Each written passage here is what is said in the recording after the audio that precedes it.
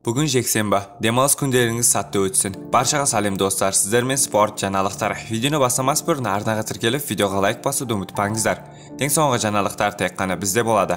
Бапкер Канело нокаутпен жеңілетінін айтты.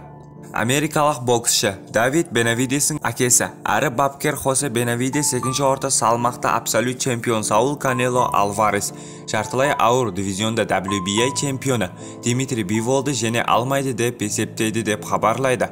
Маманның сөзінше, Альварес бабыны тая бастады, және Биволмен тағы айқасатын болса, нокаутпен жеңіледі.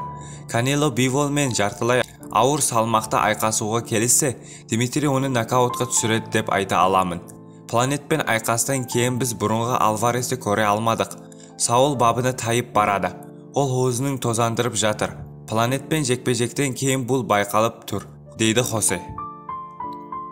Бокс аңызы Канело Биволды қалай жеңу керегін айтты. Әйгілі Роберто Дюрен, мексикалық Саул Канело Альварес пен ресейлік Димитри Бивол айқасына қатысты ойын айтты деп жазады. Оның сөзінше, Канелоға алғашқы айқастан кейін тактикасы өзгерту керек. Альварестің ірі қарсыласқа қарсы жекпе-жекте не істерін білмей қалатынын байқадым. Алайда қателігін түзеуге болады. Сол кезде түзету керек еді. Ол үшін Саул көкірек мәнізін қою керек. Мексикалықтың бапкерімен сөйлесіп, оған салмағы ауыр спарринг, қарсыластармен жұдырықтасу керегін айтар едім. Мысалы кезінде мен жеңген боксшы, енді ешқашан мені мықты болмайды деген ұранмен жүретінмін.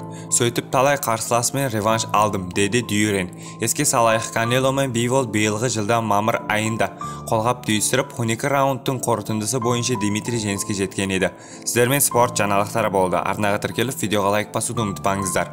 Ең соңғы жаңалықтар тек қана бізде болады. Конкурс жариялап қойғанбыз, конкурста жақында болады. Баршаға сәттілік.